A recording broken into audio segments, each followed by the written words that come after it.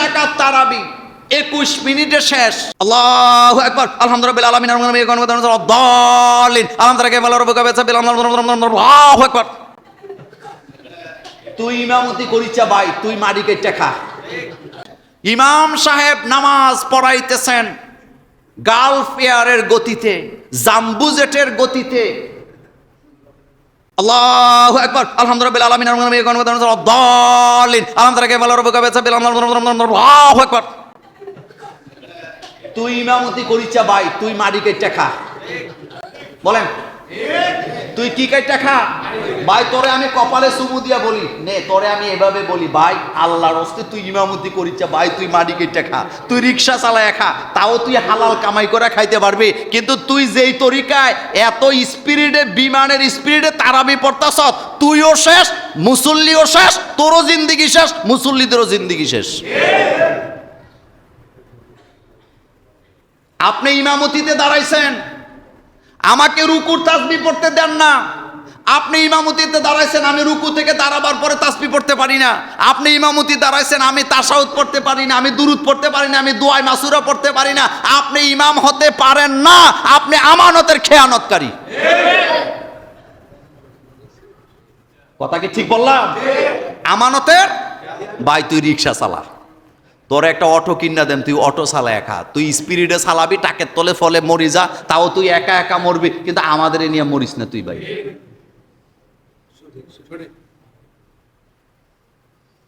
ধীরস্থির ভাবে তারাবি পড়তে হবে। আমাদের দেশে তারাবি নামাজের মানে ফতুয়া এটা সবাই জানে, তারাবি অর্থ তাড়াতাড়ি। তা আপনারা কইছে এটা কেন?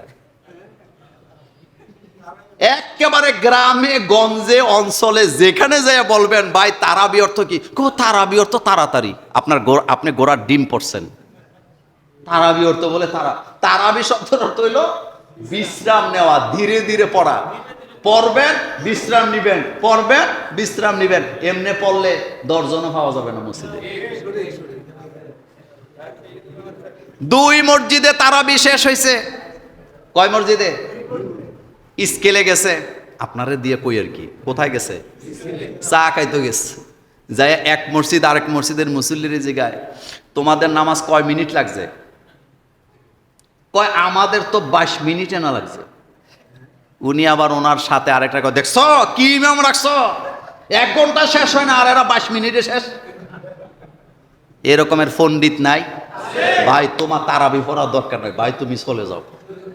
তোমার রোজা হবে তারাবি না পড়লেও ভাই। তুমি এখানে এ তামসা করতে, এটা ফুটবল খেলা না যে এটা এমবাপ্পের গতিতে তুমি ফুটবল লইয়া দৌড় দিবা। এটা ফুটবল খেলার মাঠ, এটা ম্যারাথনের মাঠ না, এটা আল্লাহকে সেজদা দেওয়ার জায়গা। এখানে তামসা চলে না। ধীরস্থির ভাবে নামাজ পড়বেন। সল্লু কামা রাআইতুমুনি উসল্লি। রাসূলুল্লাহ পড়ছে যেভাবে আপনি নামাজ পড়বেন সেভাবে। রাগ করতেছেন আপনারা?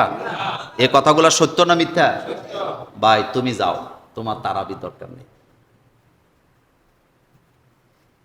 অনেকে ফতুয়া খোঁজে, তারাবি নামাজ না পড়লে কি রোজা হবে? রোজা হবে না কেন? তারাবির সাথে রোজার কোনো সম্পর্ক নেই। দুইটা দুই হুকুম। আবার তারাবি বাদ দেওয়ার জন্য এই কথা বলি নেই, কিন্তু তারাবিটা যদি পড়েন একটু ধীরস্থির ভাবে পড়েন।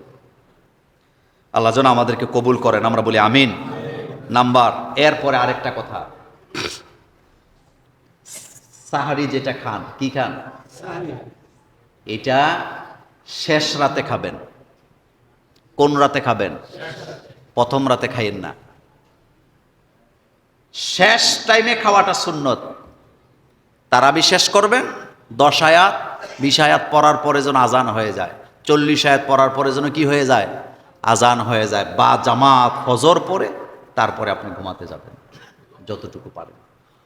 এই কাজটা করেন না, কারণ সাহারি আগে খাই আবার ঘুমাইলে ফজরের নামাজ কি? আজকে কি আমরা এই নিয়তটা করতে পারি যে আল্লাহ রমজানের মাসে আমার যেন জামাত ছুটে না যায়? এই নিয়ত কি করতে পারি? এই নিয়ত কি করতে পারি? আমাদের জন্য প্রত্যেকটা নামাজ যেন আমরা কিসে পড়ি? জামাতের সাথে আদায় করি। কারণ রমজানের মাস আসছে আমাদেরকে কামাই করার জন্য। কি করার জন্য? কামাই করার জন্য। আর বাচ্চাদেরকে সেহরি খাওয়াবেন, কথা কর না কেন? কাদেরকে খাওয়াবেন? না, বাচ্চাদের চেহারা নষ্ট হয়ে যাবে ঘুম থেকে জাগলে। আমনের চেহারা কত সুন্দর, বাচ্চাদের চেহারা নষ্ট হয়ে যাবে। সাহারিতে ইফতারে বাচ্চাদেরকে রাখবেন, কারণ আপনার আমল নামায় গুনাহ আছে, আপনার দোয়া কবুল হওয়ার গ্যারান্টি নাই, কিন্তু বাচ্চাদের আমল নামায় গুনাহ নাই, হতে পারে তাদের কারণে, তাদের হাতের কারণে আমাকে আপনাকে আল্লাহ মাফ করে দিবে। এত আল্লাহ দেখেন, এই বাচ্চারা জাগবে, তারা শিখবে, এটা ইসলাম। তারা সাহারি খাবে। আর আমাদের দেশে বাসন টাসন জোরে নাড়া দিতে দেয় না, কয় প্লেটটা আস্তে শব্দ কর, উঠে যাবে, নাতি নাতকুর উঠে যাবে। এরকম অভ্যাস আসেনি? রাসূল সাল্লাল্লাহু আলাইহি ওয়াসাল্লাম বাচ্চাদেরকে জাগাইতে বলছে, সাহারি খাবে। আবার ফিডাইয়া তুললেন না, আবার উল্টা পাল্টা বুঝছেন না। ডাক দিবেন, উঠলে খাওয়াবেন, না উঠলে জোর করে উড়ানোর দরকার নাই। এটা স্বাভাবিক একটা প্রক্রিয়া। তবে ইফতারের সময় যদি সুযোগ থাকে, কর্মব্যস্ততা যদি না থাকে, সকলকে নিয়ে ইফতার করবেন। আর প্রতিদিন একজন না একজনকে ইফতার করাবেন। রাজি আছেন? প্রত্যেক দিন কারো না কারো ঘরে ইফতার দিবেন। আমাদের দেশে কি করে জানেন? 27শে রমজান, 25শে রমজানে ইফতারি দেওয়া হবে। তো জুমুরে 10 ফ্যামিলি আছে, 10 ফ্যামিলির সবাই একই দিনে সবাই ইফতারি দিছে, এবার এটি ডাস্টবিনে। এ কথাটা সত্য না মিথ্যা? তো কেন রমজানের 1 তারিখে দিলে, ইফতারি দিলে সওয়াব হবে না? 2 তারিখ দিলে হবে না? 3 তারিখ দিলে হবে না? এই কাজটা করেন না। এটা এবার বন্ধ করেন। এবার বুঝাই দিলাম, ইফতারি যে কোনো দিন দেন, রোজার মধ্যে সওয়াব সমান হবে। কিন্তু না, আপনি যদি ঘরে যায় বলেন যে পাশের বাড়িতে একটু ইফতার দিতে চাই, 27শে আসুক, বলে কি বলে না? না, একই দিনে 14 ঘর থেকে 15 জনে ইফতার দেওয়ার দরকার নাই। 1 তারিখ থেকে শুরু করেন, ইফতারি দেন। একজনকে ইফতার করাইলে আপনি রোজা রেখে যেই সওয়াব পাইছেন, ইফতার করাইলে সেম সওয়াব পাবেন। আবার আমাদের দেশে কিছু অতি পণ্ডিত আছে, আপনি যদি বলেন আসেন না আপনার ইফতার করায়, হ্যাঁ সারাদিন রোজা রাখছে, আপনারে সওয়াব দেওয়ান লেগে। তা আপনার মতো বকিল দুনিয়াতে আসেনি, আপনি বুঝেনি নেই। সারাদিন রোজা রাখা আপনি যারা ইফতার করাবেন, ওনারে আপনি সওয়াব দেন নাই, বরং আপনি ইফতার করাইয়া পুরা রোজাদারের রোজা তো পাইছেন। যিনি ইফতার করলেন তিনি যে নেক কাজে সহযোগিতা করলেন, তিনি ডবল সওয়াব পাবে। 1 নাম্বার সওয়াব পাবে ইফতারিটা করে তার এক ভাইকে নেক কাজ করার কি করলেন, সুযোগ করে দিলেন। আর 2 নাম্বার হলে রোজা রাখে ইফতারি করলেন, এই 2 সওয়াবে ডবল পাবে না সিঙ্গেল পাবে? কয় আমি রোজা রাখে আপনারা সওয়াব দেবো। তা আল্লাহর কাছে সওয়াবের কোনো অভাব আছে?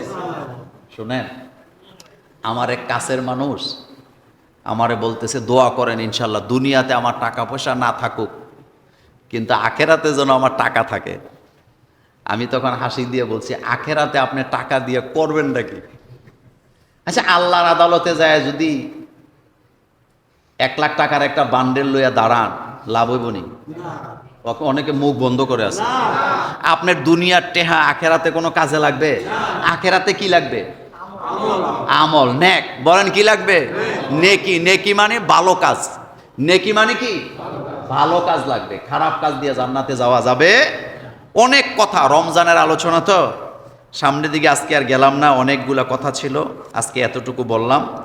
আজকে আমার